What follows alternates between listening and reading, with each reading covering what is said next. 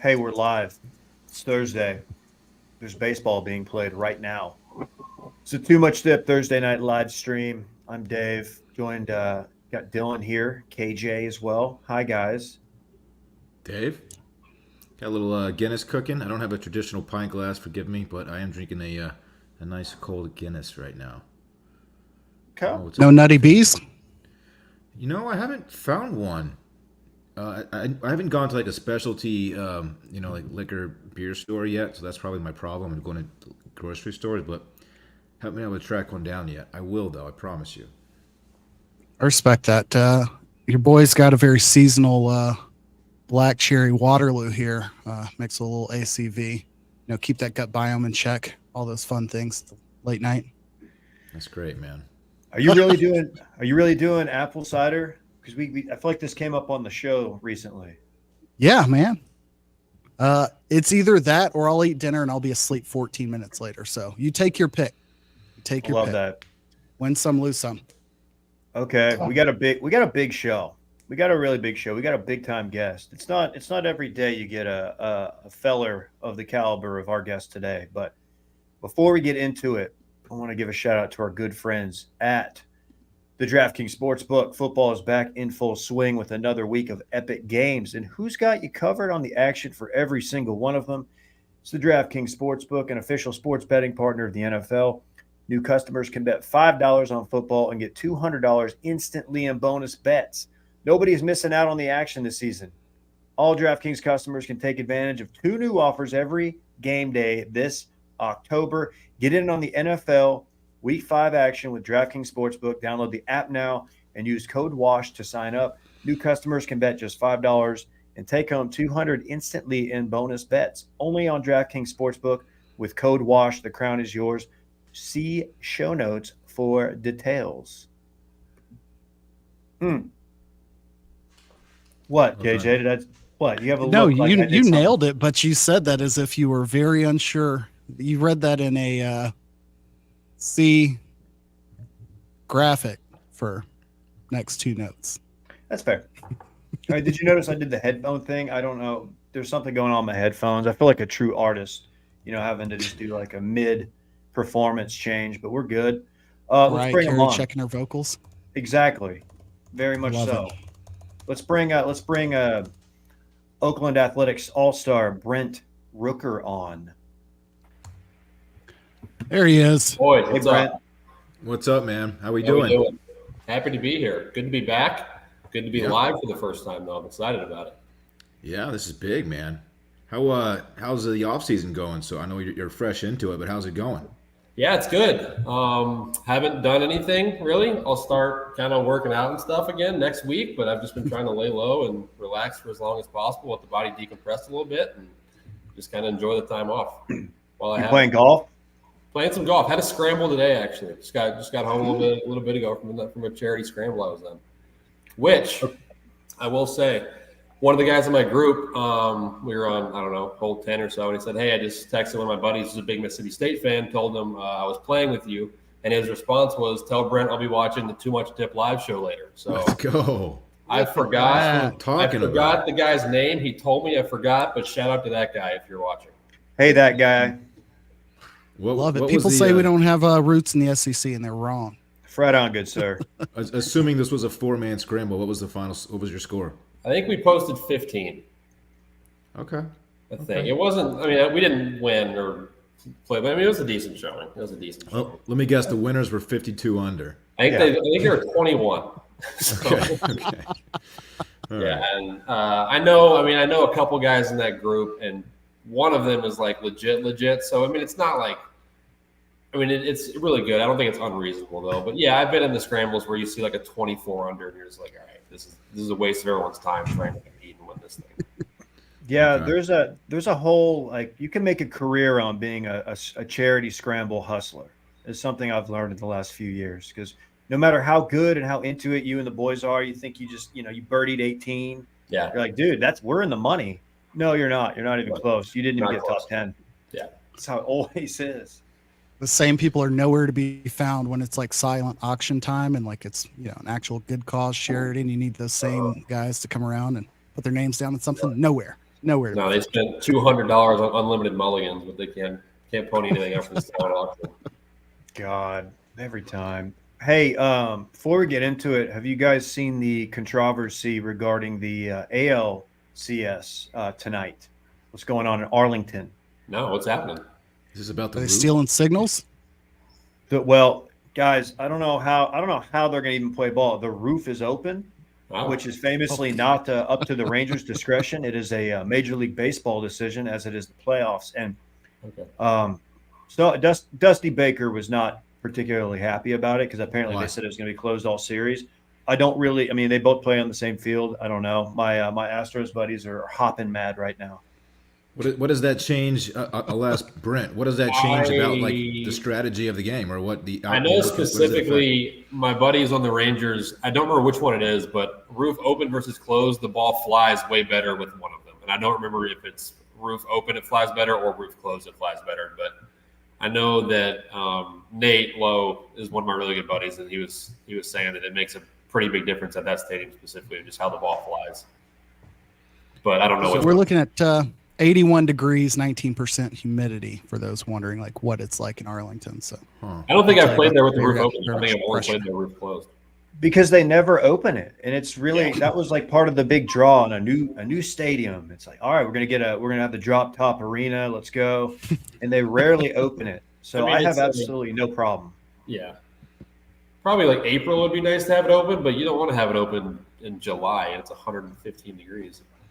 No, Yeah. no. fair enough. Yeah, that's why they built that stadium. They already had a pretty nice one, Yeah. like across the street that It's wasn't just that so old. hot, right? Yeah, Yeah, it's just too I'll hot. say I don't think the roof status is going to have an effect on the outcome of the game. So I think it should be okay. Yeah. They should be fine. What do you You said- what do you think? What do you think about the outcome of the series? We'll go beyond the game. Who do you think is going to pull that one out? I don't know, man. All three road teams winning is interesting. I think the teams match up really well, just because the strength of the Rangers is the depth of the lineup, and then the strength of I think Astros' biggest strength. I mean, their offense is good too, but just the depth of their bullpen is really, really good. They got a ton of good arms out there. So kind of like the late inning at bats. Astros bullpen versus the depth of the Rangers lineup has been fun to watch. I'm not going to make a pick just because they're both in division. I got to play them a lot, so I don't need any. I mean, not that what I say is going to be bulletin board material, but I don't need any sound bites making the Astros mad at me. I had enough trouble hitting them as it was. So. Yeah. That's fair. Speaking Fair of, enough. That's fair. speaking of, you've been like engaging with fans a lot on Twitter, and I've really enjoyed it. I think a lot of people are enjoying it. A lot of insight you're giving into. Sure. One of the things you're talking about was like how well you guys are taking care of, on road games, stuff like that. But a lot of pitch talk. Yeah. You talk a lot of talk about the sweeper, the ghost fork, which I didn't know was a pitch that you commented on or you replied to. What is a ghost fork? That is just all it is a splitter. It's just the best. It's probably the best splitter in the league. It has a little bit lower spin rate than like the average splitter, so it's a little bit better. But like Ghost Fork is just a name that came over with him from Japan. So that's what all the Japanese that was his nickname for that specific pitch in Japan, and then it just kind of came over with him. When Okay, so it's specific to him. It's All right, just I got a a really, que- really good splitter, is what it is. I got it. Is there Outside of, Sorry, go ahead, KJ. I was going to say outside of Knucklepuck, I feel like in America we could do banging our pitches. I know Knucklepuck's a sport. I feel like the Gyro Ball, a lot of rent in my head. KJ, we can't. You're chopping up pretty You're bad. coming a little choppy, bud. Yeah, and you're frozen. All right. Somebody screenshot pixelated KJ for future use, please. All right, I'm gonna ask my question since KJ's having some problems. Is there a single pitch throughout the course of this season that stands out to you as the nastiest single pitch that you can remember? And if there is, what was the pitch and who threw it? I'll give you either Evaldi threw me a bunch of splitters that were just like I knew it was coming. I was looking for it. I was sitting on it, and I couldn't. I still missed. Like I couldn't do anything with it. And then Matt Brash is a reliever for the Mariners. and he throws a slider that I think is the best pitch in baseball, and it's the same thing. I'd go up there and I'd be like, all right, he's throwing me a slider 100%. I know he's throwing a slider. Just sit on it, sell out for it, and just still not able to do anything with it. So I think those two are the two pitches that gave me the most trouble: is the Valdi splitter and then Matt's slider out of the Mariners bullpen. Love it. You know it's coming. There's still nothing you can do about it. You got no chance. Yeah. Oh, hold on. We lost KJ. Yeah, he's gonna try to pop back in. I think he's putting his computer in rice right now. We'll see what happens. Brent, can I ask you a question? This is a personal question. You don't have to answer, but give your honest thoughts on Creed, what they bring to the table. I played. This is like before all the Creed Ranger stuff came out, but I kind of took over our music late in the season, like pregame, and I got sick of listening to the same Drake and 21 Savage songs that we've been listening to for the previous 5 months.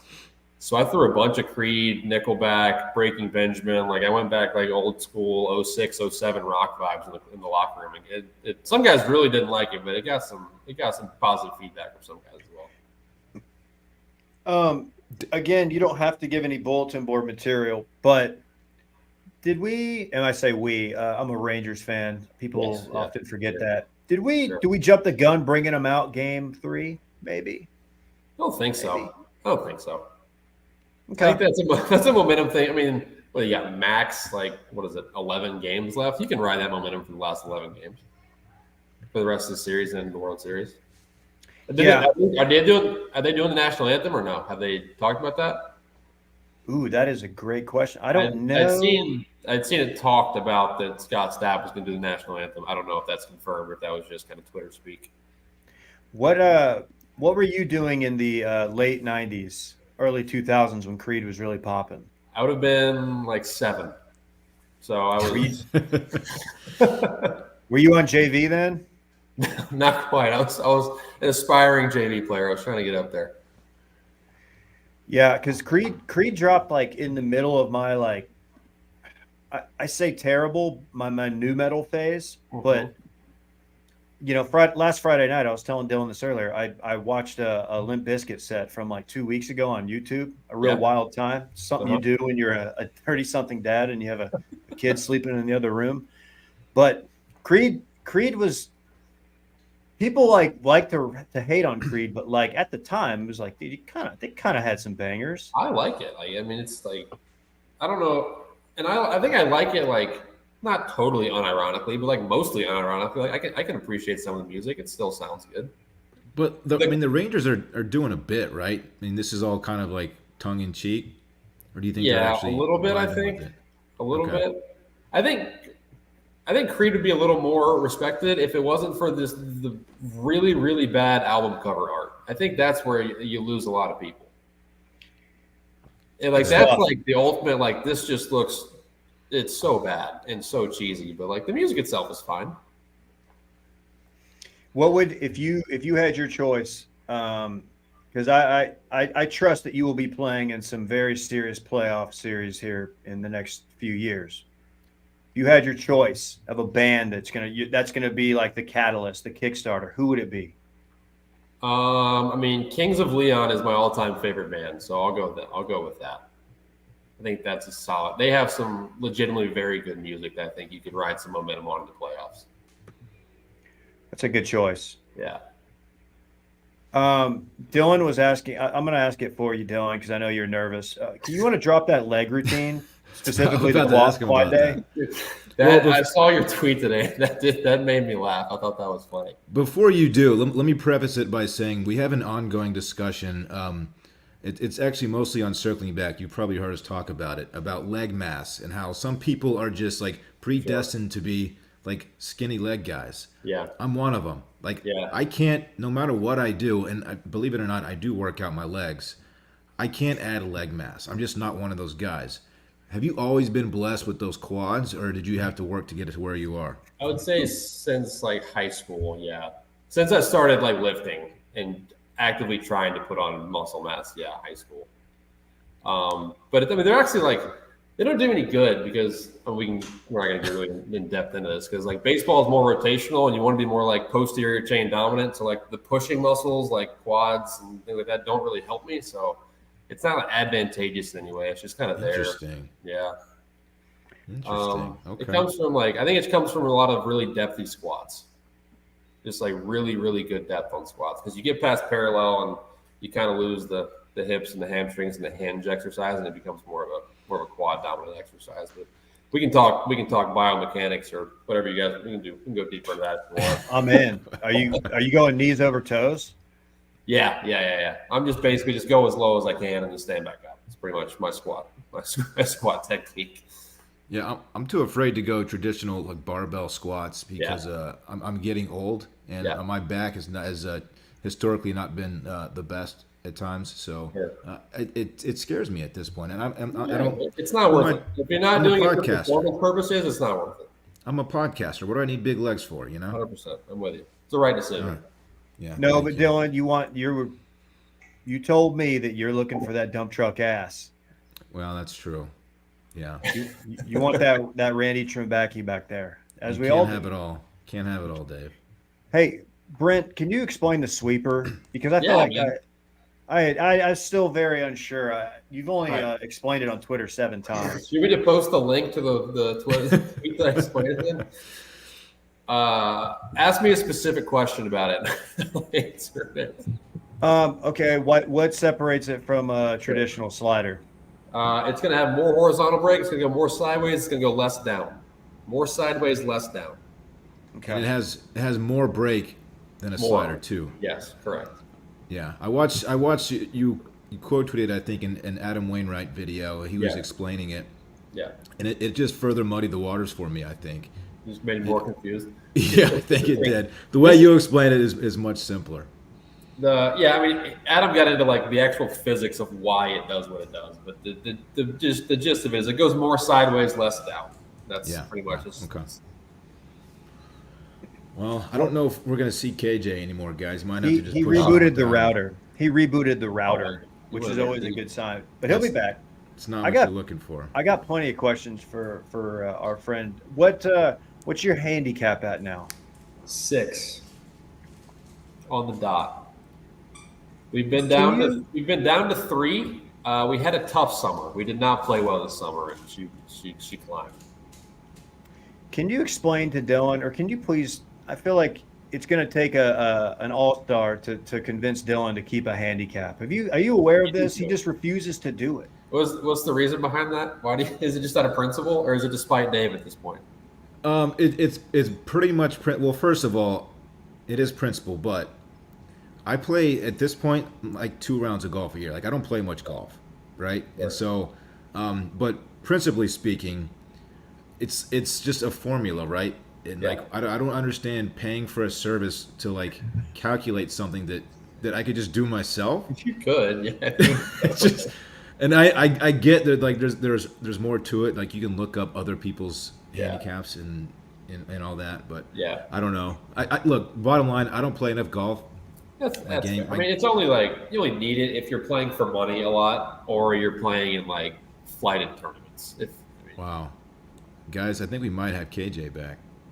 Wow, let's bring him in. There's a guy. What's up? KJ. Clearer than ever, too. I'm back. We gotta fix this frame. Old place. Here we go. There it is. Now I can hear everybody. Am I sweating? I don't want to show my Apple Watch, and I might as well have. Hit high blood pressure, heart rate was elevated. It was full blown panic mode. Ran up the stairs, ripped some cords out the wall, but we're back. Dude, you KJ, missed some serious baseball talk, man. Yeah, like inside baseball stuff. You wouldn't believe the quote he just gave. Like it's pretty wild. Like it's gonna get picked up by Baseball America. Good. I hope they get my pixelated face and half of my question about the gyro ball, because that's all I wanted to ask. Gyro ball. That's fun. Yeah, what's the gyro ball? Knuckler? What is knuckleball? Gyro ball, again, I don't know how in-depth you want to get with this, but gyro spin, when we call it gyro spin, is just straight sideways. So think of like a way a bullet spins, like just directly sideways, no this way, or backspin. So when the ball spins straight sideways, just like a bullet, the only thing dragging it down is gravity. So it basically just comes out and just kind of fades like straight down, pretty much how a bullet would. So like If you add a little bit of topspin to that, it's going to be a slider where it catches and actually breaks. But the gyro ball just stays straight and then just kind of like goes directly down. So, but the reason it works when people think it's a screwball is because your brain sees the spin, expects it to go glove side, but it doesn't. It just stays straight vertical, and so it looks like it's breaking into you. Basically, Dylan, you did like a backup slider. Like, you ever seen sliders that like backed up and like didn't break? That's basically what a gyro ball is, except a guy can repeat it and do it like on purpose. I could talk about this shit all day. I love hearing this. Blows stuff. my It's so mind. much fun. That's a gyro It's so ball. much fun. All I was saying is we're doing a poor job of marketing our pitchers' pitches here in the States because so Gyro Ball had a lot of real estate in my head as a kid. Dave, Great you're a branding. big Rangers fan. Josh Spores, your bullpen guy, a lot of his sliders gyro. They back up, and they're very effective because they just don't break like your brain tells you it's going to. He's a good guy to watch for that. Fucking love that. He's looking like a dog, man, in this Yeah, postseason. he's got Very really good happy about that. Yeah. I don't know if you heard, but did you ever know that, or did you ever hear the story about my one pitching outing? Have I ever told you that? Yeah, I wasn't a pitcher famously, but I got picked to pitch. This is kid pitch, 7th grade probably, and I'd never again like our pitcher got hurt, and like, all right, we're gonna have rough your pitching, and before the game, one of the assistant coaches was like, he brought me and the catcher out there. He's like, all right, y'all, here's the signals. This is curve. This is fastball. And I looked at it. I was like, dude, I'm just trying to throw strikes, dude. I don't have any pitches. I play second base. I got How'd it go for you? Shout out to Oak Cliff Bible Fellowship Church. They put up about 8 on me. Was 7th grade, Dave? Was that like peak Rage Against the Machine, Dave, or when did that go into play? Was that similar timing? So this is on the way to Rage. This is on the road to Rage. This is like Blink 182, Dude Ranch album. It's a gateway album, I've heard it called. Heavy punk, heavy West Coast rap, and then 9th grade is when Rage hit, and that's when things really took a turn. Man, there aren't many worse feelings in sports when you're getting absolutely shelled and your coach is just staying in the dugout. He's not coming out to bail you out. And it's like, come on, man. Like, I can't keep doing this. You've got to do something here. Yeah. Please come get me. All right, where are we at? We're done with baseball. We're doing any football before we're doing dip picks. So what do we want to do? No, we're waiting for you. Let's talk some football. Oh, well, Yes. well, great. Here's a knowledgeable input from me. We've got a lot of games that will matter this weekend. How about that for breaking news?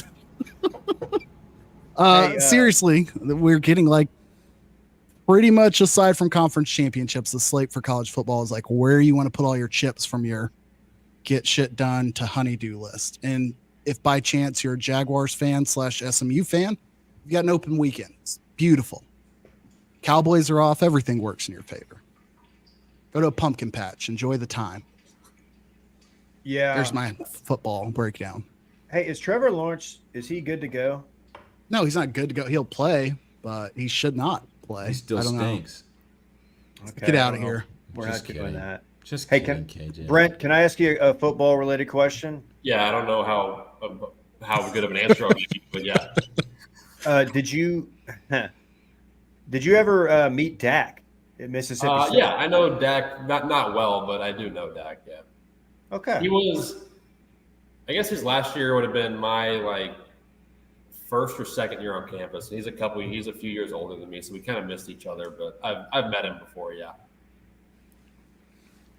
You got any follow-ups there, Dave? Yeah, are you gonna do a What does he Dude smell Perfect like? video with him?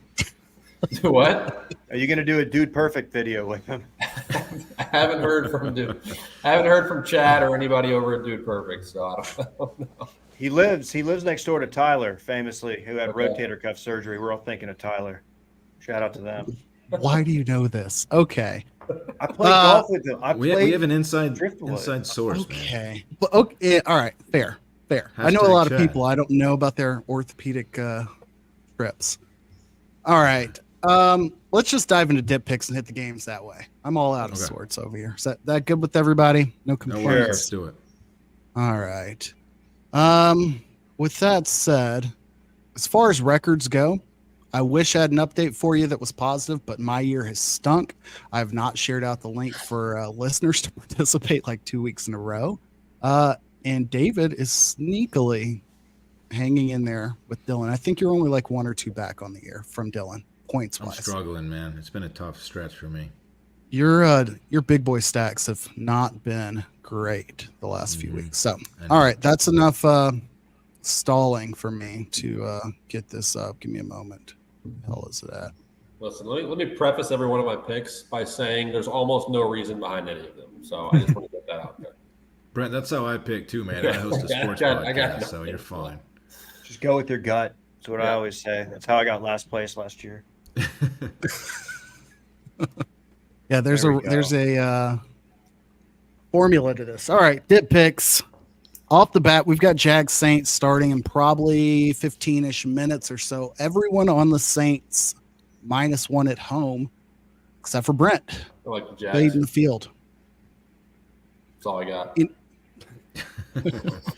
I don't know that we asked before growing up in Memphis if you had a team. I guess, could be No, Tennessee. I mean, if I'm forced to pick a team, I will say I'll go Titans, just because of proximity. I lived in Nashville for a few years. I grew up, my dad was a Packers fan, so I grew up a Packers fan, but my NFL fandom has faded very heavily, so I'm not knowledgeable about the NFL. Fair. Yeah. Is he a part owner? As most Packers fans I know, No, I bought don't think shares he or is. stock. If he is, I've missed out on. I've missed that notion. All right, shifting over to maybe the highlight of the college football slate: Penn State, Ohio State. Penn State's, I want to say, 0-7 last, I guess 7 against Ohio State. Ohio State's favored at 4.5 at home. David and Dylan feel like James Franklin will fix this shit. Yeah, I don't think I've watched Penn State play all season, if I'm being completely honest here. This is more, I'm going with the Brent method. This was just a gut. I don't know. 4.5, I like the hook for some reason. I don't know why. It's just stuck out to me. I'm going with Penn State. I will pick against Ohio State until Ryan Day apologizes to Lou Holtz for what he did, for what he said. Until that day, I cannot support Buckeye Nation. I have a great relationship with the people of Ohio, but just can't do it. I'm riding with Penn State, and much like Dylan, I've watched 0 Penn State snaps, but they appear to be good, very good actually. Offense not that explosive, but they're also not turning the ball over. Brent, any strong feelings about this one? No, I'll say. I mean, I follow college football way more closely than the NFL. We've watched the Penn State thing kind of happen for the last 10 years, where they're really good early, and then they're starting to maybe be really highly thought of, and they lose one of these games like this and kind of just disappear into a distant New Year's Six Bowl instead of the playoff. The Ryan Day Lou Holtz thing is, I think, that's one of those moments where Twitter was really funny for like 2 hours. And I love when things like that happened in the sports world or otherwise. But the memes and the tweets that came off of that were great, and I love those moments. That was great. All right, we've got our SEC matchup this week. It's Tennessee, Alabama. Famously last year, Tennessee putting the field goal post into the Tennessee River after beating Alabama.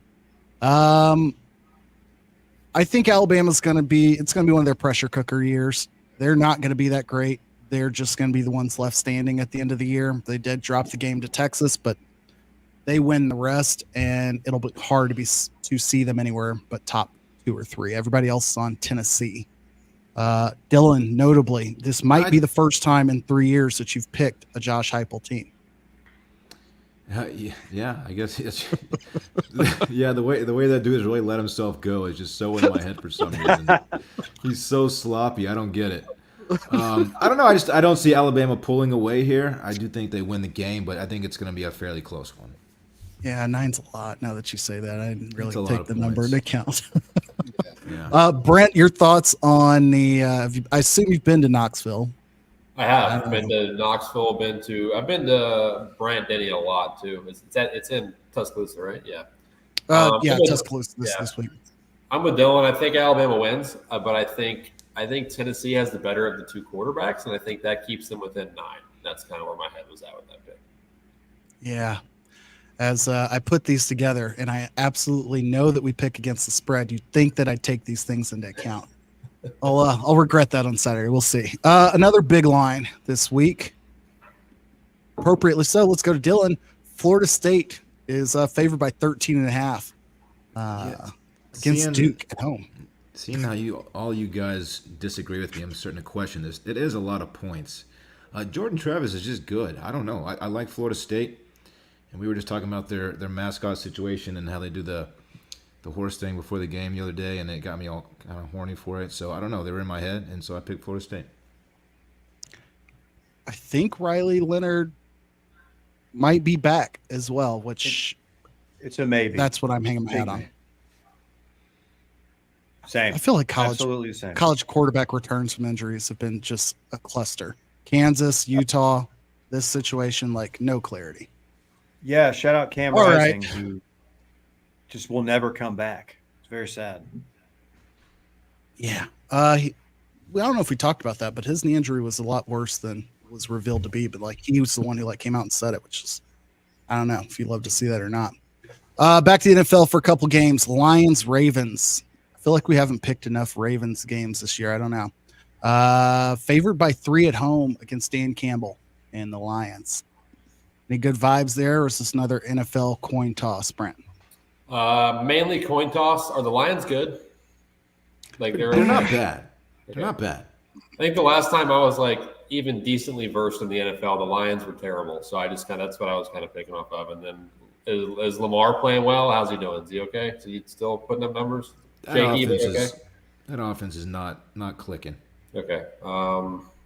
Yeah, there could be. I don't feel like it's a bad pick, and it's a fair question because I feel like the question mark about the Lions being good is probably the same to are the Ravens bad? Like, I feel like those are pretty much the equal question because the Ravens have a good team. They're just not producing on offense much. But two teams that are, I guess I should pivot and say, Eagles, Dolphins. Eagles at home favored by 2 versus the Dolphins. This is just a spite pick for me. This is just I saw one bad week out of the Eagles, and I'm just off. You'll see my big boy stack in a minute, but I'm just off that bandwagon. So I'm riding with McDaniel and the Dolphins. Yeah, I know they're at home, but the Eagles. It feels like a team that, and they haven't lost yet, right? They're still undefeated. They're begging for a loss at this point, and the Dolphins obviously are a very good football team, so I think they're gonna be the ones to do it. Eagles lost. As far as I know, the Dolphins seems like a fun team, and it also feels like a team that hasn't been good in a long time. So I think it'd be cool to see like a new team kind of be up there. So that's where my pick comes from. Eagles lost last week. I cannot remember if it was the Browns or the Jets. Okay. I knew the Niners and the Eagles both lost, but couldn't remember. Yeah, I agree. The Dolphins being good is fun. I don't know why. I've been a Tua guy for a while. I like Tua. Yeah. I don't know what my deal is about being slow to being on the Mike McDaniel train. I enjoy his press conferences. I enjoy them. I enjoy the success of the offense and some of the things they're doing. I don't know that I would like bet the farm. I've used that saying twice today. It's terrible. On like them running the table this year. So we'll see. But this game, going Eagles. Big boy stacks. David, you previewed yours already. Let's go ahead and hit that. Yeah. I co-signed with Dylan. Jalen Hurts not a good quarterback anymore. No, I'm kidding. I do think their offense, something's up. Like their offense isn't great. The Eagles have not looked like that good. And I think they both have good defenses. So I think under is the move here. As much as I hate to big boy stack and under, I'm doing it. It's bold. Dylan, I'll jump to you. Yeah, I got Utah +7 against USC. They're playing USC, right? That's correct. Mm-hmm. Yeah. My pick is less about Utah and more about USC getting humbled a little bit last week against Notre Dame. I don't know. It feels like Utah is going. There's a script now that they can follow, and I think that their defense is going to play well enough. We know they're going to score points against that really terrible USC defense. So, yeah, I just feel good about this game. Utah +7. Can I ask a question? yeah. Real quick, Dylan, is there anything specifically on Utah's offense that you like to see? They have Like- this running back. It's oh my god, you got to watch this guy play. I think he played high school ball out Duncanville way. His name's Jaquindon Jackson. Dog. Dude, he can really tote the rock. Yeah. Yeah. Okay. All right. I like that, dude. Good pick. Mm-hmm. Thank you. Someone let him know. We're at like 16 of 18 weeks. We'll wrap up with Brent. I've got Memphis at UAB. I do not have the photos ready on account of all the restarts, but we talked about this a couple years ago. By far the best trophy in all of sports. It is a rack of ribs. This game wasn't played for a few years while UAB was out of commission. And as a former Bucks fan growing up, seeing Trent Dilfer absolutely lose his mind on the sideline is beautiful. So I'm going to pull for Memphis to cover 6.5 or to beat UAB by 6.5 in Birmingham this weekend. That is my big boy stack. Brent, bring us home. Memphis UAB trophy is a very good trophy. It's kind of dumb because our barbecue is just so much better than Birmingham barbecue that it's not really a competition as far as that goes. Fact. But it is a cool looking trophy. I almost went talking about Dave putting his big boy stacks on an under. I almost took the Iowa under because it's 31.5, and I think that's just so comically low that it would be funny to bet a lot of money on them scoring less than 31.5 points. But I think Missouri -7, South Carolina. I watched Missouri play LSU a bit. Missouri scored a lot of points, gave up a lot of points, but I think LSU's offense is probably better than South Carolina's, so I think Missouri's going to score a lot again and not give up as much. So I feel good about Missouri -7 at home over South Carolina. Shouts to Mike. I don't take that at all. And Iowa versus Minnesota at home. 31 might be tough to get to. Is so funny. Might be tough to get to.